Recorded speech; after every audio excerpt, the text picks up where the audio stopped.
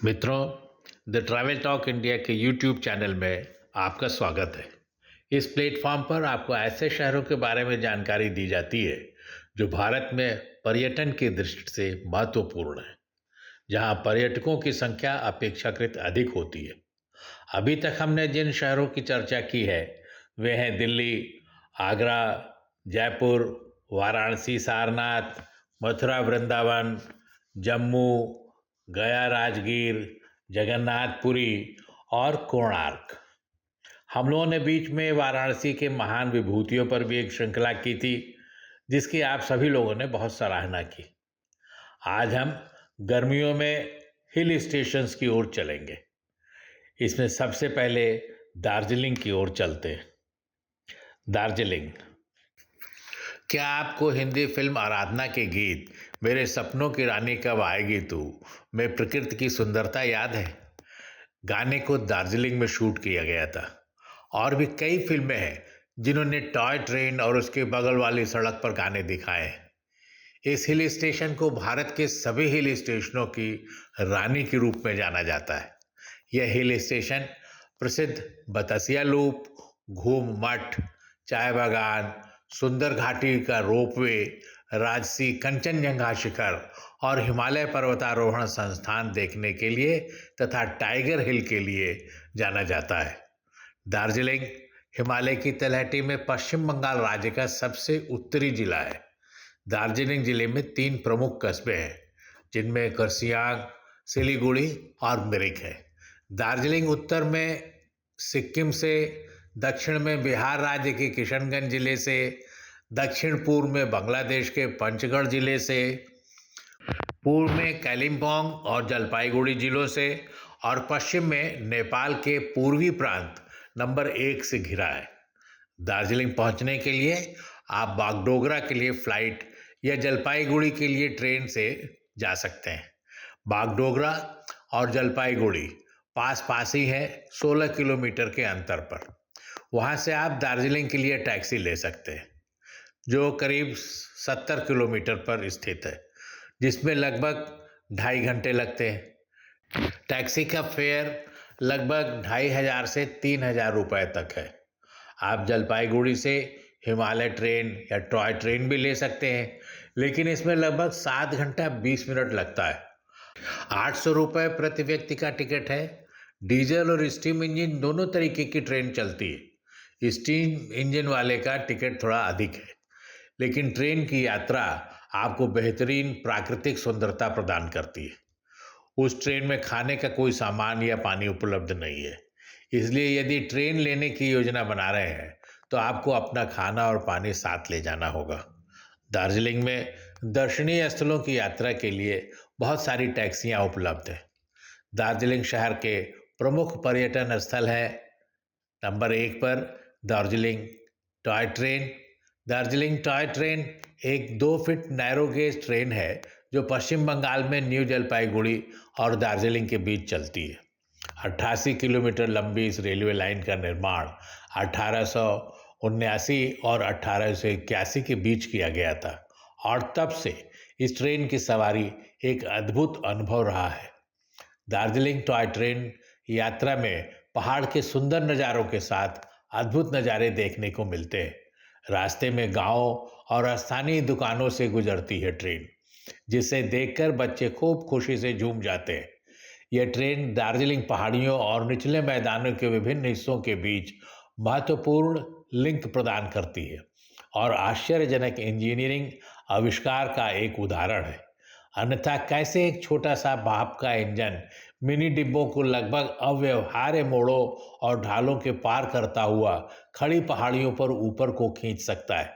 शायद इसीलिए Darjeeling toy train को 2 दिसंबर 1999 को यूनेस्को के विश्व धरोहर स्थल घोषित किया गया था। ट्रेन दार्जिलिंग स्टेशन से प्रस्थान करती है और घूम स्टेशन जाती है, जहां आगंतुकों के लिए डीएचआर संग्रहालय देखने के लिए 25 मिनट का स्टॉप है।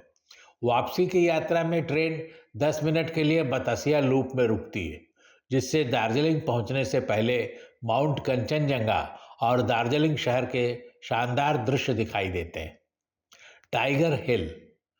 2590 मीटर की ऊंचाई पर और दार्जिलिंग शहर से करीब 13 किलोमीटर की दूरी पर स्थित टाइगर हिल अपने सूर्योदय के शानदार दृश्यों के लिए सबसे प्रसिद्ध है, जहां से आप कंचनजंगा की चोटियों को कम ऊंचाई पर सूरज देखने से पहले लाइट देख सकते हैं। रूई जैसे बादलों के बीच बर्फ से ढके पहाड़ों का शानदार नज़ारा देश भर के पर्यटकों को टाइगर हिल की ओर आकर्षित करता है। गर्मियों में दार्जिलिंग शहर से करीब 3:30 बजे सुबह स्टार्ट होकर के टाइगर हिल पर सुबह 4:15 बजे तक पहुंच जाना चाहिए। सर्दियों में सूर्योदय के समय में देरी के कारण स्टार्ट का समय 4:15 बजे हो सकता है। पीक सीजन के दौरान जीपों और कारों के काफिले सड़कों को अवरुद्ध कर देते हैं। सूर्योदय स्थल तक जाने के लिए पार्किंग स्थल से पैदल एक छोटी सी चढ़ाई की आवश्यकता होती है। बतसिया लूप शायद पूरे दार्जिलिंग में सबसे मनोरम ट्रेन मार्गों में से एक। बतसिया लूप एक हरे भरे टॉय ट्रेन का मार्ग है जो दार्जिलिंग हिमालयन रेलवे की ऊंचाई को कम करने के लिए है। इस शानदार आकर्षण का अनूठा डिजाइन ट्रैक को पहाड़ी की चोटी सुरंग के माध्यम से अपने चारों ओर लपेटे लेते हैं। बतसिया लूप के सबसे मनमोहक पहलुओं में से एक इसकी बेजोड़ प्राकृतिक सुंदरता है जो देखने में अद्भुत है। हिल कार्ट रोड पर स्थित आप दार्जिलिंग के सभी शानदार वैभव के मनोरम दृश्य का आनंद ले सकते हैं।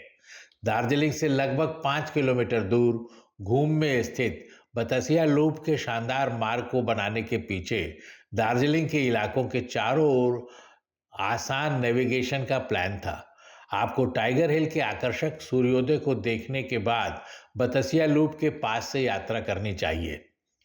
दार्जिलिंग रोपवे दार्जिलिंग दुनिया भर में सबसे मनोरम हिल स्टेशनों में से एक के रूप में प्रसिद्ध है, जहां शानदार बर्फ से ढके पहाड़ों से लेकर हरे भरे चाय के बागानों से भरी आकर्षक घाटी तक असंख्य उत्कृष्ट दृश्य देखे जा सकते हैं। इस कारण से दार्जिलिंग रोपवे अपने आप को दार्जिलिंग के प्रमुख आकर्षण के रूप में पाता है। अपने यात्रियों को जादुई घटा में यात्रा के दौरान दिव्य मनोरम दृश्यों की एक श्रृंखला प्रदान करता है। 1968 में स्थापित दार्जिलिंग रोपवे भारत की पहली केबल कार सिस्टम है जो घाटियों में चाय बागानों को पूरा करने के लिए स्थापित की गई थी, जहां तक लोगों की पहुंच आसान नहीं थी। 16 केबल कारों के साथ प्रत्येक कार में 6 लोगों को एडजस्ट करती है, क्योंकि ये सिंगामारी में नॉर्थ पॉइंट से सिंगला बाजार तक जाती है, जो 7000 फीट की ऊंचाई पर यात्रियों को ले जाने वाली रमण नदी के किनारे स्थित है। दार्जिलिंग के कई चाय बागानों, झरते झरनों और राशि कंचनजंगा के दृश्य इस अनुभव को दार्जिलिंग के प्रत्येक पर्यटक के लिए आवश्यक बनाते हैं। गंडोला धीरे गति से चलता है, जिससे यात्रियों को कुछ शानदार फोटो के अवसर मिल जाते हैं। यात्रा के निचले सिरे पर केबल कार थोड़ी देर के लिए रुकती है, जहां यात्री सुंदर चाय के बागानों का पता लगा सकते हैं या सिंगमारी बस बेस स्टेशन पर वापस जाने से पहले छोटे पहाड़ी कैफे में आराम कर सकते हैं। हिमालय पर्वतारोहण संस्थान दार्जिलिंग में हिमालय पर्वतारोहण संस्थान को दुनिया के सर्वश्रेष्ठ पर्वतारोहण संस्थानों में से एक माना गया है। 4 नवंबर 1954 को स्थापित इस पहल का प्राथमिक उद्देश्य पर्वतारोहण के खेल में लोगों की रुचि को प्रोत्साहित करना, बढ़ाना और युवाओं की प्रचुर ऊर्जा का एक प्रोडक्टिव और आत्म पुरस्कार देने वाला खेल स्टार्ट करना था। दुनिया भर से आकांक्षी पर्वतारोही इस संस्थान में अपना कौशल विकसित करने के लिए आते हैं। दुनिया के सर्वश्रेष्ठ पर्वतारोहण संस्थानों में से एक होने के अलावा हिमालय पर्वतारोहण संस्थान दार्जिलिंग के हिल स्टेशन में अपनी सुरम्य सेटिंग के कारण एक महत्वपूर्ण पर्यटक आकर्षण बन गया है। इस संस्थान से कंचनजंगा की 8586 मीटर ऊंची चोटी का शानदार नज़ारा वास्तव में मंत्रमुग्ध कर देने वाली है। 63 वर्षों के अस्तित्व में हिमालय पर्वतारोहण संस्थान ने दुनिया के विभिन्न देशों के करीब 2500 उम्मीदवारों सहित 45,000 से अधिक छात्रों को प्रशिक्षित किया है। रॉक गार्डन दार्जिलिंग से 10 किलोमीटर दूर स्थित चुन्नू समर फॉल के रूप में जाना जाने वाला प्राकृतिक जलप्रपात से घिरा एक उत्कृष्ट पिकनिक स्थल है। इसे बारबोटी रॉक गार्डन के रूप में भी जाना जाता है, जो आकर्षक फूलों के बगीचों और विभिन्न स्तरों पर बैठने की व्यवस्था से आच्छादित ढलान के साथ साथ सुंदर पहाड़ी स्ट्रीम से भी घिरा हुआ है। ये दार्जिलिंग की यात्रा करने वाले प्रकृति प्रेमियों के लिए सबसे पसंदीदा पर्यटन स्थलों में से एक माना जाता है। दार्जिलिंग रॉक गार्डन का मार्ग भी एक रमणीय दृश्य प्रस्तुत करता है। चुन्नू फॉल की सुखदायक ध्वनि के साथ बादलों के बीच स्थित है।